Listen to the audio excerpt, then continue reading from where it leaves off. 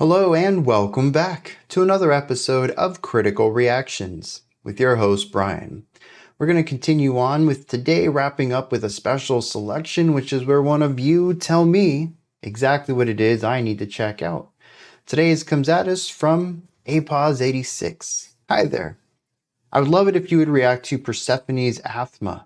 Since my last request, which was Persephone's Prison Skin, was sent without context and it resonated with you pretty well, I'll do the same again with this request. Best wishes. All right, let's dive into this then. We're going to look at some Persefone.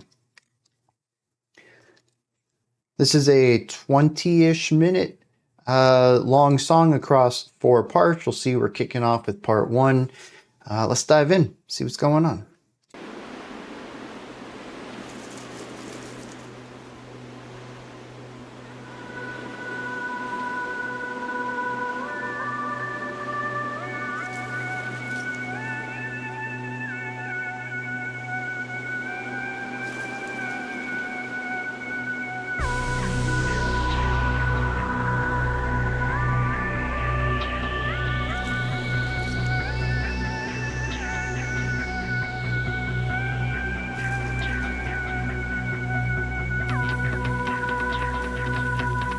Oh, that's a fun little rhythm.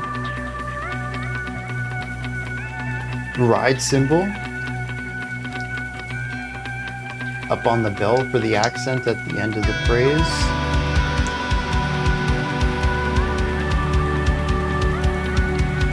The bass kick coming in like a heartbeat.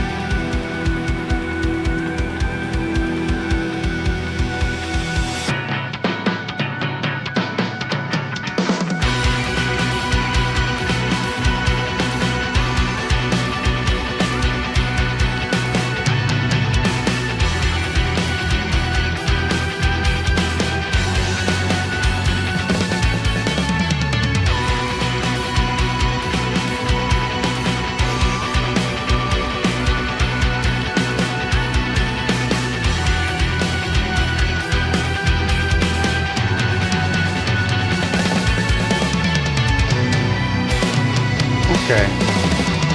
It's in 4/4, I'm just not entirely sure on the phrasing of it.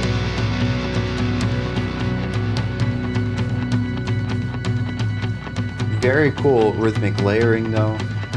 The synth is back from the beginning. Pretty sure that's the same tone and chord. Inner landscapes feels like a light within my mind. This place knows no fear. Beautiful piano stuff in the middle. The air feels so far away from me. It's got a gorgeous voice too. It's a very beautiful group of sounds here. I can feel that every part of me is connected with the source. I feel at home. I feel I found myself for once complete.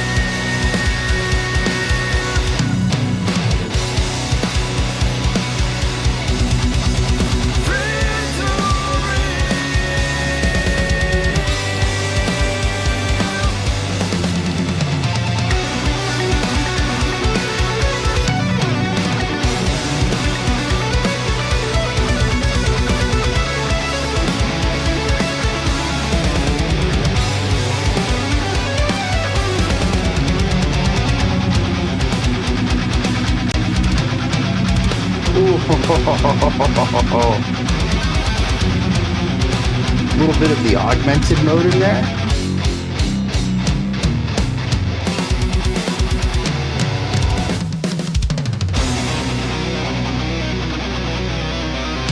Phrygian.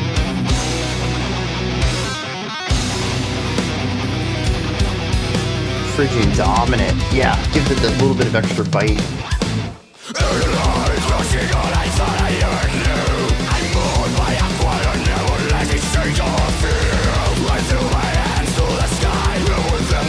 This is a stark difference. A little bit of a change from where we were.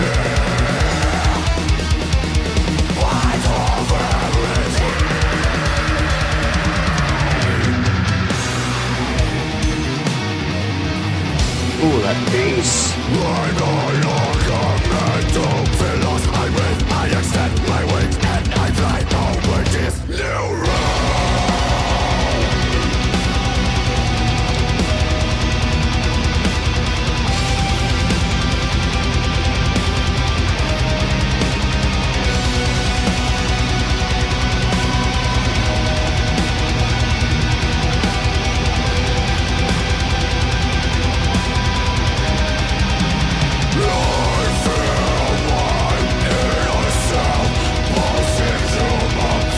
Piano against the heavy guitars and the growling.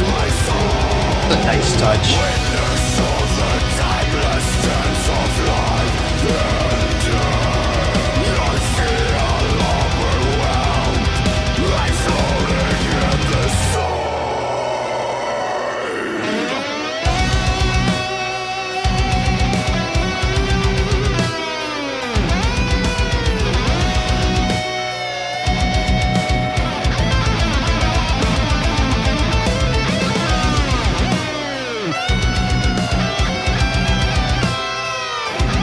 Dude, the harmonies.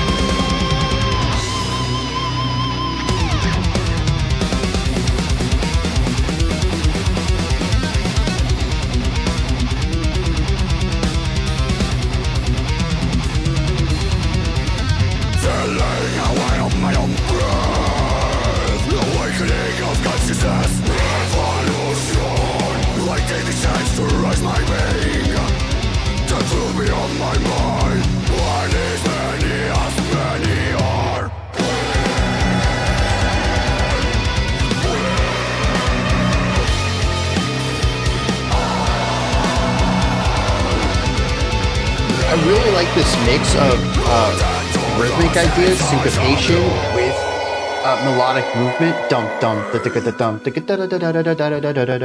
and you have this like pedal tone idea for a little bit, and then a moving idea after it.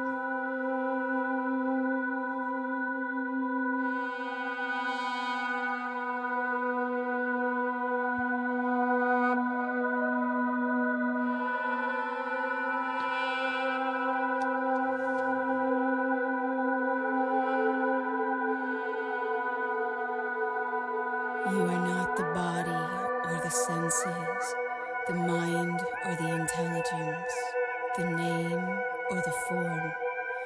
You are the Aathma itself. Aathma. Okay. That's how you pronounce that.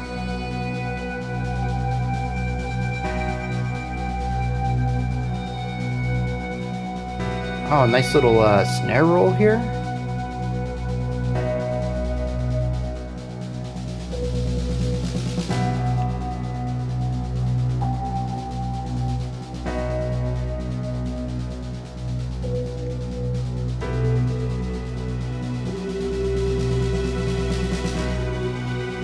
A lot of awe in here.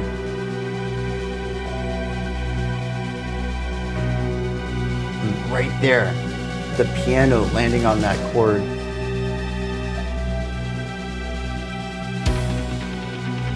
It's that calm reverence, maybe.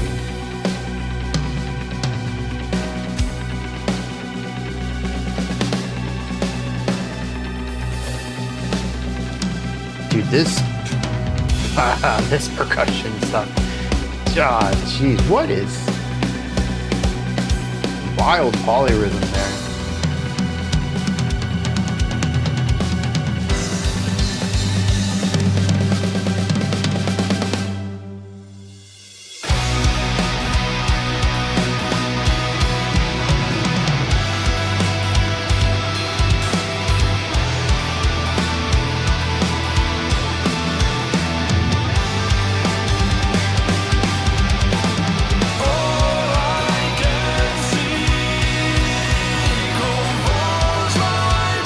following the ride symbol over here, you're going to get your 4/4 on this, but there are some wild polymeter things going on that I don't know what they are yet, but there's that 4/4 back.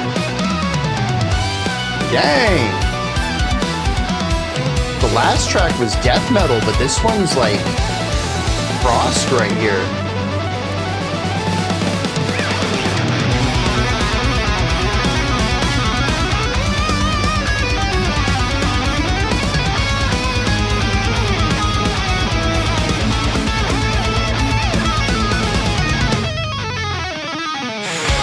The precision, how clean that was. Golly.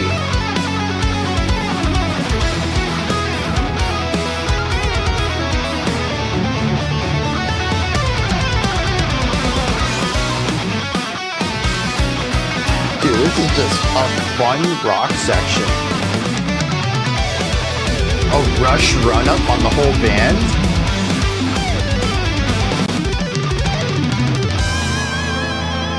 So many inspirations there. A very cool section.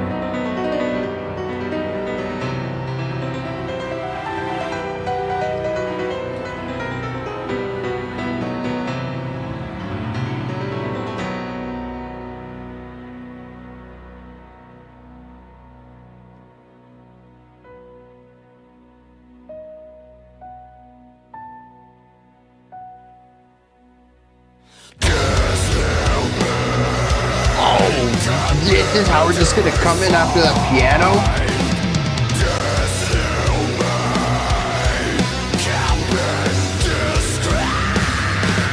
Gnarly vocals too, absolutely filthy way to introduce this movement.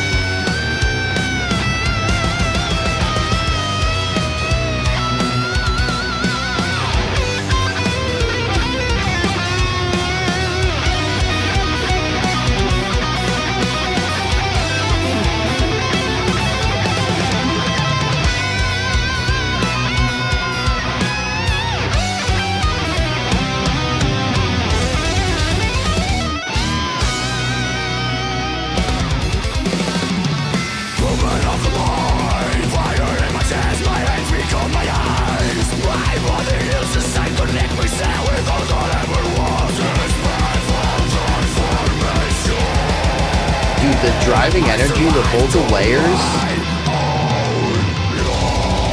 the groove under everything though.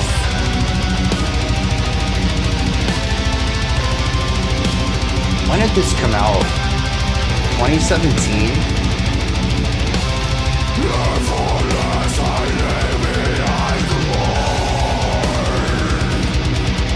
And the piano, always like this little bit of levity above everything.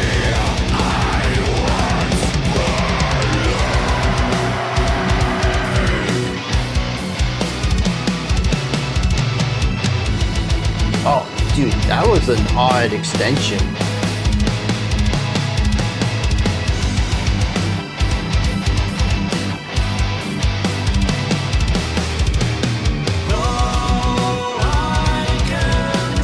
And then it just bringing these gorgeous vocal melodies again. This actually reminds me of part 1, the vocal line. Is it a callback?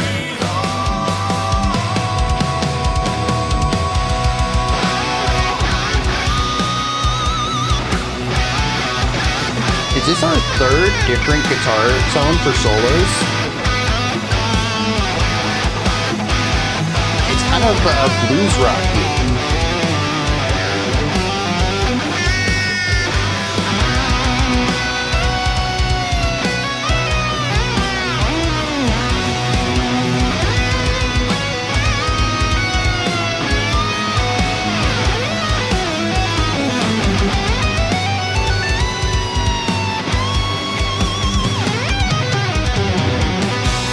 Yeah, so that last section was 15 beat phrase. So 4/4, 4 bars of 4/4 minus 1 beat.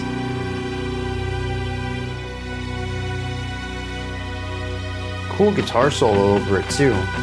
It didn't really feel disjointed despite missing a beat at the end of the phrase, but it works.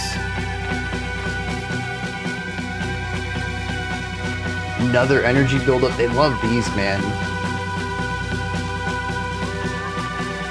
The snare with those ghost notes. Just the guitar hitting these all muted hits. It's a great way to build energy.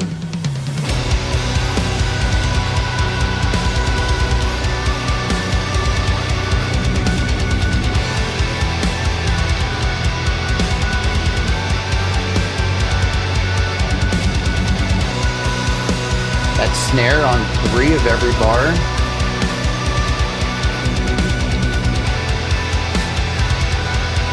Tons of groove and syncopation on that bass, the snare to give us that accent point.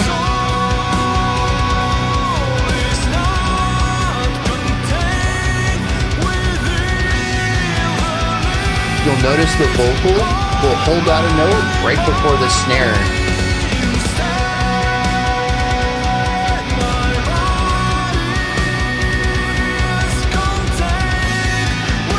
The vocals change often on that snare accent, lining up with it. It doesn't happen every time, but it happens often enough.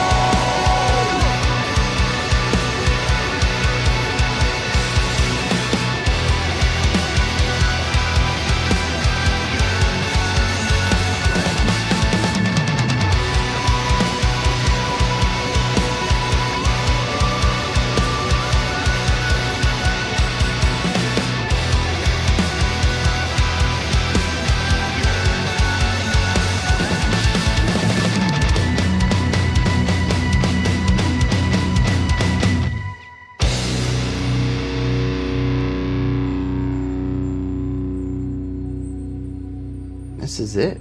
4 minutes left as a little outro song. Oh, we're back to the waves from the beginning of part 1.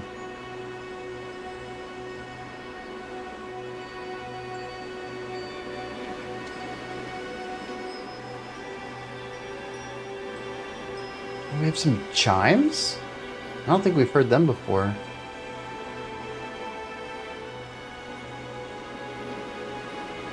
Are they, was that it? Just a little bit of that?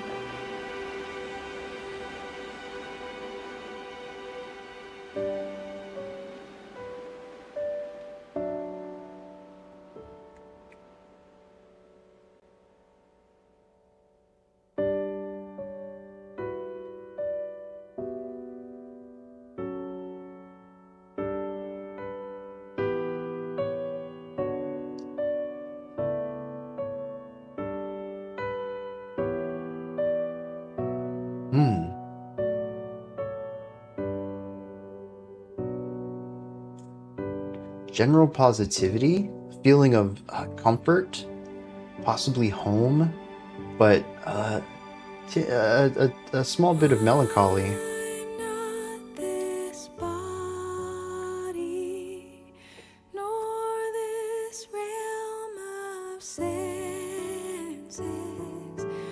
I am not this face, these eyes, these hands. I'm a living way. This reminds me of a Disney song, and I don't know what it is. I'm within this life. It's that bittersweet harmony.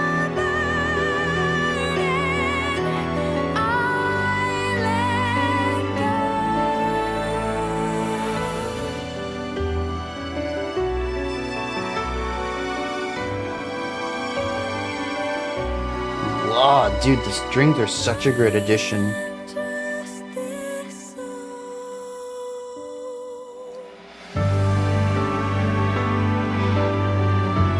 Allowing us to just wash into this this next harmonic movement,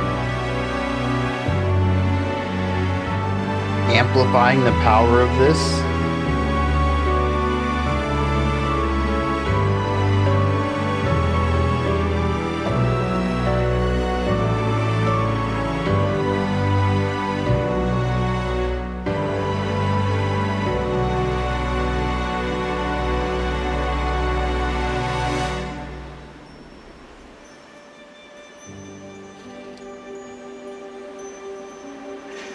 Oh, jeez.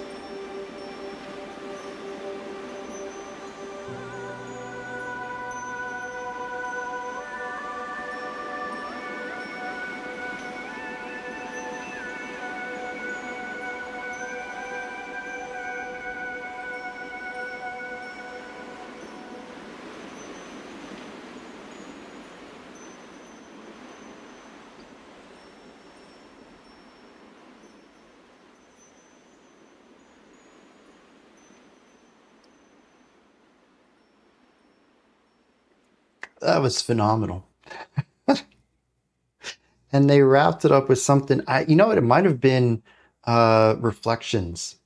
That was in Mulan. Or Reflection? I don't remember if it was plural or not. Anyways, I think that's what that final song reminded me of. This suite of tracks takes us on such a journey. It's all over the place. We have some nice classical in here, particularly focusing on a romantic era of classical. That's kind of the intro part, the beginning of part 1 and part 4 there. We get a lot of that in there. We do have some nice piano lines throughout this entire track, though. Movement 2 had some really nice piano stuff at the end of it. So that classical part kind of, it permeates through a lot of this. But we also had some straight up prog rock stuff that reminded me a lot of Frost. We had a little bit of Dream Theater in there. I wouldn't say a lot, but a little bit. Definitely in movement 3. Towards the end of it when we kind of lightened up, because movement 3 just starts real heavy. And then of course that heavy side is progressive metal and progressive death metal. I don't know if I'd call any of this tech death, but does progressive death exist? I never see that phrase, but this is like progressive metal that's a bit heavier and with death style vocals on it. So it touches on a lot of areas. And the thing is, none of it really feels out of place. Surprising, yeah. When some of these things came in, I'm like, wow, for real? That's where you're going? But it was never something that felt totally out of left field. Like, how did we get here? Or why did we choose this? It always felt like a natural extension of the direction we were going. I think the only time we really had a startling shift was moving from movement 2 to 3 when we had a nice outro piano line pretty much in isolation, a couple of quiet notes, and then that first hit on part 3 with the growl and the really low end, probably down-tuned guitar, just really aggressive movement. That was a very harsh transition, and one that I'm going to assume was purposeful, as it stands in contrast to a lot of the other smoother transitions we have throughout this track. The fact that they can achieve all of these different sounds with skill, with it almost feels like it just comes naturally to them. None of this felt like they were pushing themselves to get into this area. The composition was solid, the performance was solid, whether they were playing something a bit more emotive and drawn out and pulling emotion out of the music, or playing something more technically impressive, those shredding guitar bits and those really intricate 16th note playing on the guitar, and all of the rhythmic elements. It feels like they're within their elements on every single one of these styles of playing. They really are a chameleon when it comes to music. But even beyond the general sound of the music, there's also the harmonic areas. The classical styles are written with different harmonies in mind than the metallic sections, and even the metal sections have a bit of diversity to them, as well as we have more open-ended positive metal. That was the stuff that kind of reminded me of like the prog rock side of things, but they also have the really dissonant, augmented stuff and tritone heavy stuff in some of their more straightforward death metal stuff. And then we had the Phrygian mode that showed up in, what is that, track 1, I think it was. So, I mean, even when it comes to chord theory outside of any specific genre, they're still quite adaptable within that as well and seem to just be able to pull out any sound that they need for a specific moment. We moved through what felt like anger and surprise, interest, awe, reverence, sorrow, acceptance, home, comfort, just a plethora, a smorgasbord of emotions. Is just wild. Everything that's on display in this 20-minute epic. I got to go back and check out Prison Skin. Apparently, I was pretty receptive to that too. This is definitely some death metal I can get behind though, and maybe Persefone is one of those bands I need to check out. There are certainly sections of this song that were my favorites, where I enjoyed them more than others, and I kind of wish that they would do a whole album in some of those. Track 3 in particular scratched an itch that very, very, very few bands ever do. It's a very particular style of neoclassical metal that they touched on that I have such a hard time finding that very specific combination of flavors in music. And they hit it for a section, like 40 seconds or so. I wish they would make a whole album out of that.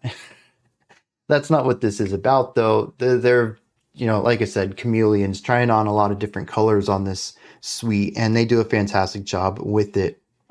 And I don't think any of these sections are something that I disliked, even though I did have my favorites within it. I'm just going to get this out of the way real quick. I think it would be dumb to end the video on, hey, I have one little nitpick and it's like one sentence long. I do feel like some of the atmospheric sections are too genty. There are, I don't know, maybe 3 sections across this entire suite where we kind of had a synth in the background and then the drums and guitars sitting on one note and just, hammering out the syncopated rhythm. I think it works in contrast, but I found these moments to be lulls that didn't really advance anything. We could have brought the energy down and still had made something of interest rather than bringing the energy down and, at least for me personally, being a bit bored by it.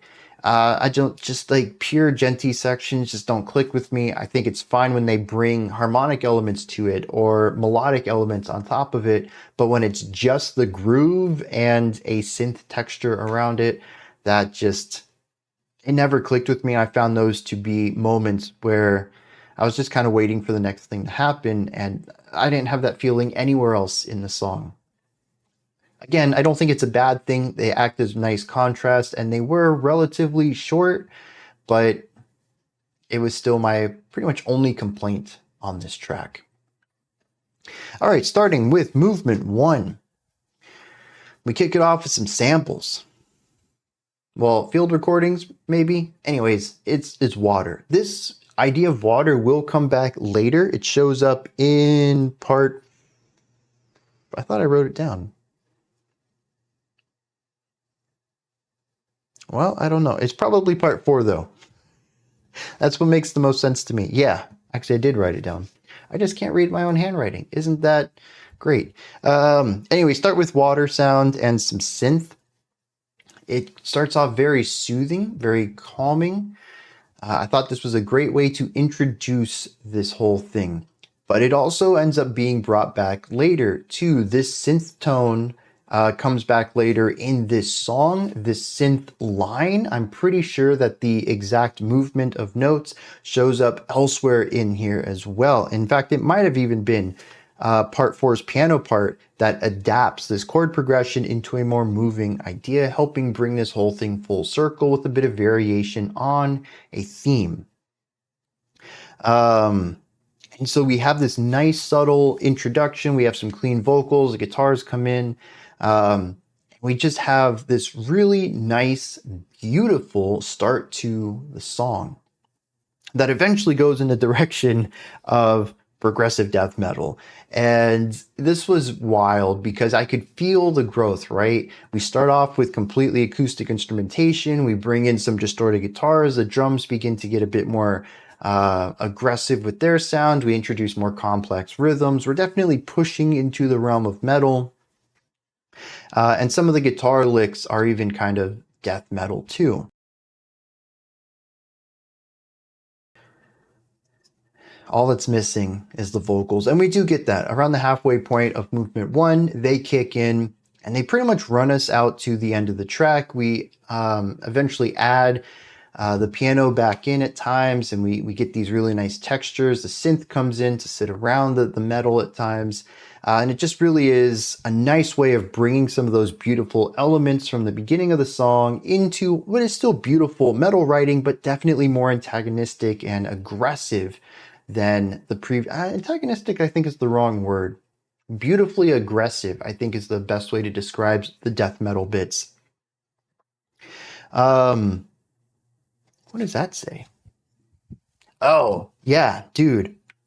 There's a guitar solo at the end of this too. And I'm just going to bring it up here because there's like 3 guitar solos across this whole thing. The guitar solos are incredibly tasteful. There is shred in there. There is a technical showcase, but there's also long held out notes. There's bent notes. There's leaning onto key harmonic ideas. Maybe if you want a little bit of sorrow in the solo itself, because the solos are, I think, narratively strong writing. They do tell a story that fits alongside the general narrative of the song.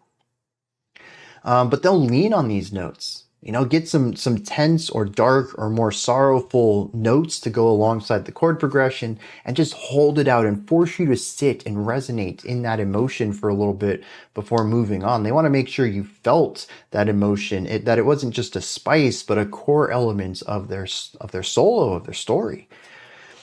And it's just the emotive writing, the narrative writing, the technical display, all of it comes together in all of the guitar solos. And I think they're all fantastic. Absolutely had a blast listening to them. Solos are very hit and miss for me sometimes, and actually depending on the genre, most of the time. Can feel like something you just do, like a bridge in a pop song that is a whole 4 bars long just to create something between the second and final chorus. Sometimes metal tracks have a solo that just feels like it's what you do. Metal songs have solos. They show up between the second chorus and the final chorus, or maybe the final verse into the final chorus.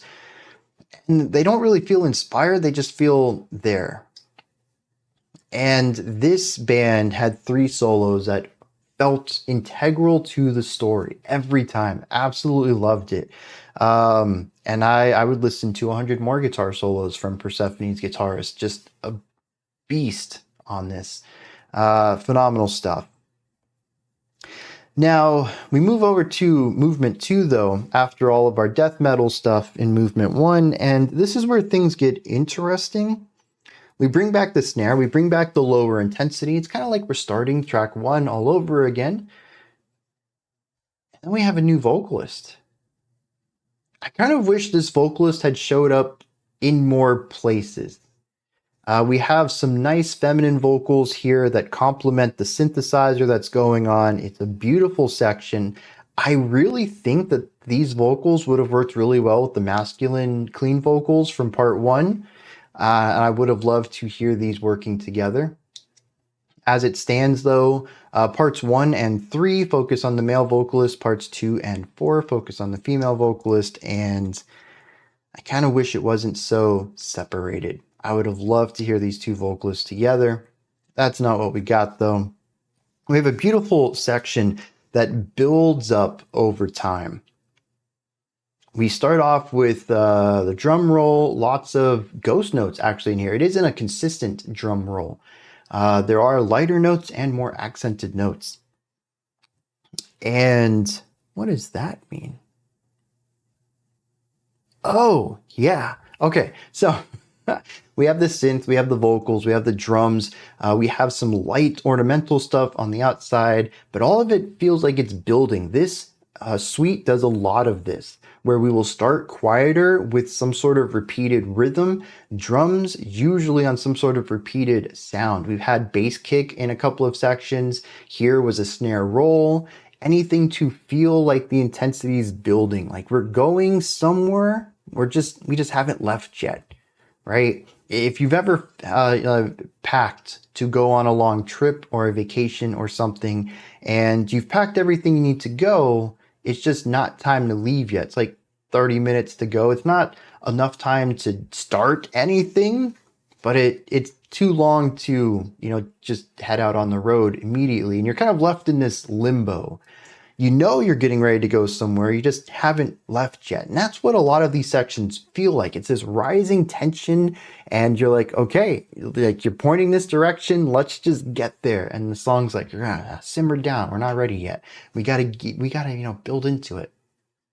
And it does a fantastic job of not necessarily creating a tension or anxiety, but a readiness to move to the next idea, an anticipation that constantly feels like it's ready to go, but they know it isn't.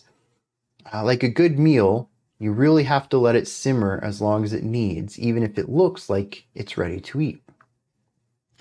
And that's exactly what's going on in parts like these. So we have this drum roll, we have the rising intensity, we have the synth going on, the beautiful vocals, and all of this pushes into some light prog metal, maybe prog rock would be a good way of describing this. It's very positive, very optimistic, and it just feels good. We get some clean vocals in here. We have some guitar solos. This whole section to me felt like Frost, a little bit of Dream Theater, definitely part of that lighter metal stuff. Absolutely beautiful. I mean, I thought the beginning of the song was gorgeous, and this is wonderful as well. In fact, as heavy and aggressive as they can get, such as the end of part 1, the beginning of part 3, they write gorgeous music. Absolutely beautiful stuff. The timbres of all the instruments work well together. The writing itself is pretty. I mean, it's just, this is gorgeous metal, and I'd love to hear more of it. We end with a piano solo.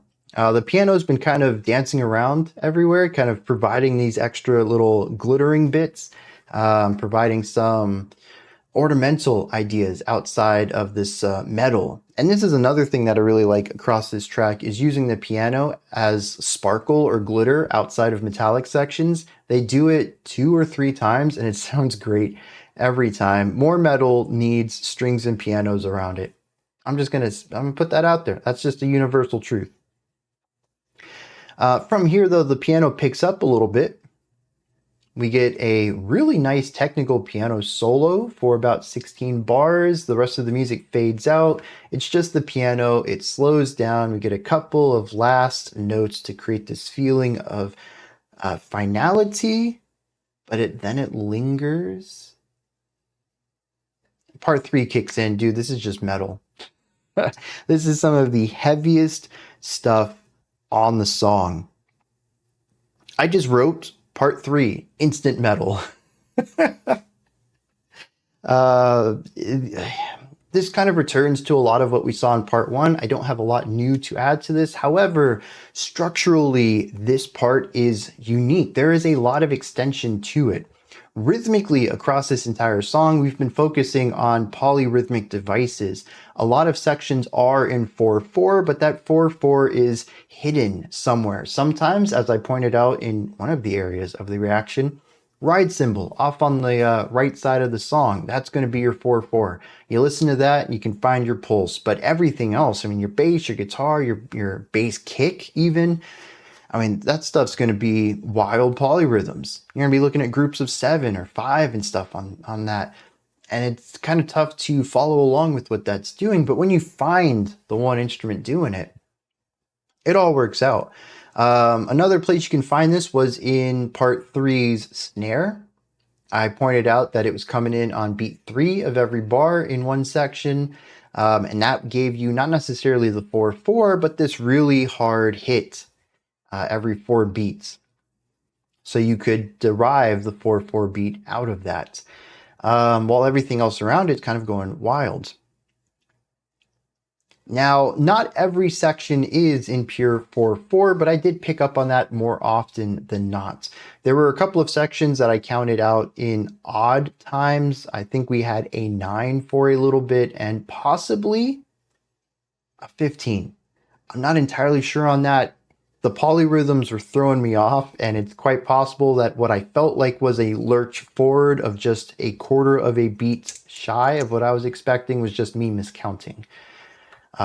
So there actually might be more 4/4 in here than I expected. But what we get here is solid 4/4 everywhere with phrasing extensions. What I mean by that is most phrases are going to be 4-bar phrases. It doesn't matter if you're counting in 6 beats per bar, 8 beats per bar, 15 beats per bar, 4 beats per bar, whatever. A lot of the times you're going to work in 2 or 4-bar phrases. And here we work with 5s and 6s and 7s, and it doesn't go in any sort of pattern. One phrase might be 5, the next phrase might be 4. We don't have that extra bar that we had the first time. Then the next one's 6, and it feels like we made up for that missing one by putting an extra one on the end of this one. Maybe as a whole, it all adds up to 24 or 32 bars, something that does fit within the larger framework of something divisible by 4. But in the moment, I could never get a read on if this was going to be an extended version where basically you play the 4-bar phrase and then a little bit extra. You might just play that last bar again. You might play the last beat 4 more times to create this repetition, almost feeling like the song is skipping. Any way to extend out that phrase. And I never figured out a pattern to it in most of these sections. This was the most, like I said, rhythmically, I felt the 4/4 everywhere, but it was the one that structurally I had the hardest time coming to terms with what was happening, when to anticipate phrasing changes, when I could feel that a riff was going to be altered or changed to something new, when a drum pattern was going to change. This song was a roller coaster for me. I had no idea where we were going on half of it. But other than that, like I said, pretty straightforward metal track there. And we brought some cleans back in at the end, which again, I appreciate all of the clean elements of this entire suite. And that takes us to movement 4, which brings in, I think, the most interesting harmonic part of the song. This starts off with synth and waves, reminiscing of part 1. We get the female vocalist back, and harmonically, we're looking at something very romantic era classical, a mix of safety and home with a bit of sorrow, a reluctance to push forward, and awe, honestly, reverence is in here. A feeling of completion, but or victory, the end of a journey, the positive vibes of that, but something negative too, as if something were lost along the way. Strings come in, we get really nice string movements, and then the song wraps up. And why I think this is interesting is because the rest of the song doesn't really embody most of this to me.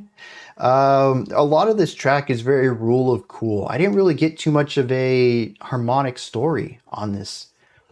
We have a cool, relaxing intro, and then we get some crazy death metal, and I have a hard time reading metal as a whole anyways, but we do have some variety in the death metal, stuff like the Phrygian and the augmented ideas. There's a bit more angst in some of these places. There's some harmonic exploration, but as far as emotional storytelling, I don't really get a lot of it. We have that lull in part 2, bringing the energy down.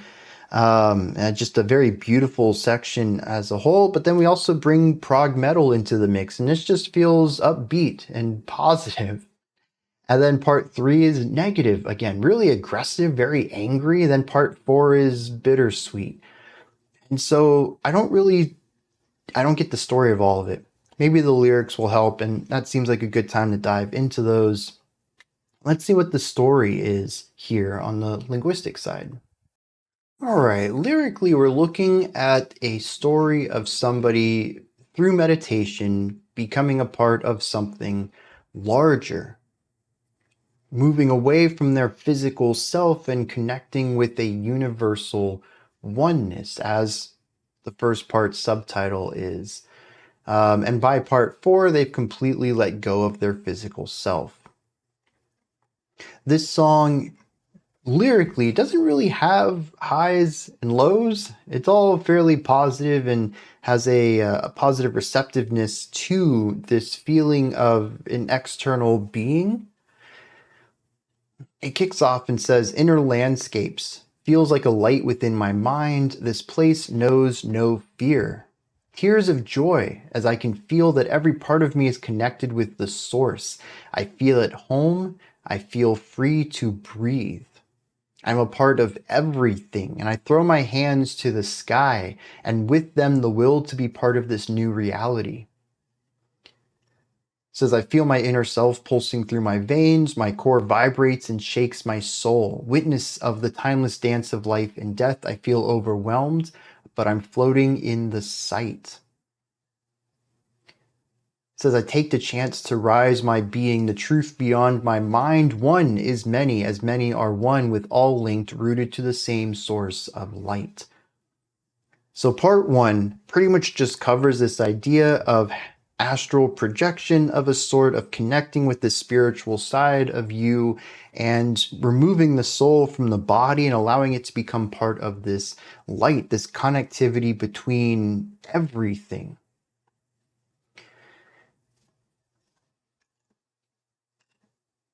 This takes us to part 2, when it seems that he speaks to something more spiritual, which at first I thought was what the female vocalist represented, was this other spiritual side, a god, if you will. It states, "You are not the body or the senses, the mind or the intelligence, the name or the form. You are the Aathma itself." So I went and looked up what Aathma is, and it seems to be derived from the Sanskrit word Atman, which is a word for the true or eternal self. It is the self-existence essence of a person.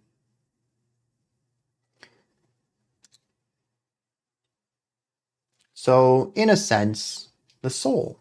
To be removed from the body, you are no longer what you are physically confined to be. You are something beyond that, something more spiritual. Says it shifts perspective. I think that I don't remember the male vocalist coming through on the second track. Y'all can let me know if I'm misremembering that. Says, "All I can see comforts my being. No more fear as I let the light in." So once again, allowing himself to become part of this more spiritual, connected whole. We move on to movement 3. He describes himself as now being undefined and indescribable, that this new version of himself, it's difficult to put into words, at least the words that we have available to us in language, physical language. He says, "It's a movement of the mind, a fire in my chest.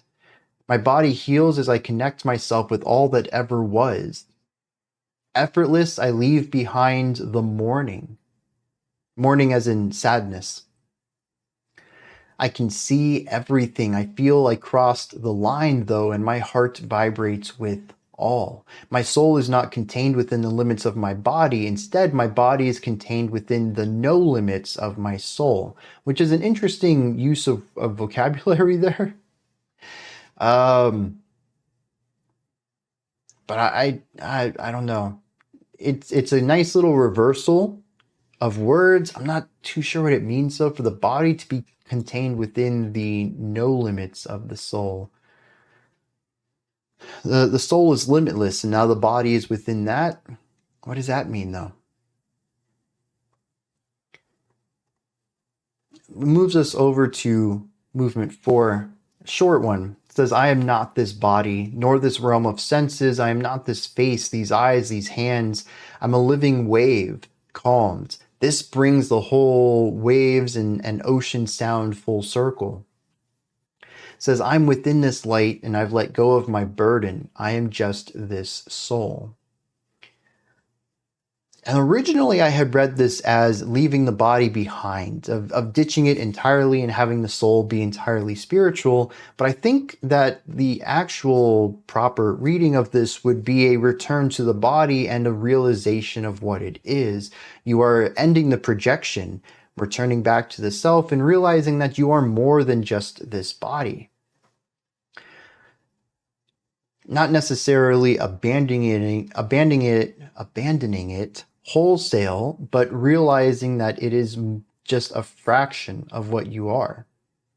And in some cases, not even the anything that you are. You know, if we look at the essence of reincarnation, your body is just what you are portraying as at this moment. But when this physical form dies and the spirit is reincarnated as another physical form, you will have a different face, a different body, a different group of senses, different eyes and hands. You're more than just what is on the outside. You are the spiritual part on the inside. Which is interesting because I feel a lot of melancholic elements in that final song. I originally felt that it was an element of leaving something behind in order to progress further. And as I'm reading these lyrics, I thought that's what it was, finding so much warmth and positivity and comfort within the light and choosing to leave your corporeal form behind. And that's not what happens at all, I think. It's more of an understanding of the reality of the situation. Despite being in this body, you are more than it. And that, I don't think, lines up with my reading of the music. So that's interesting.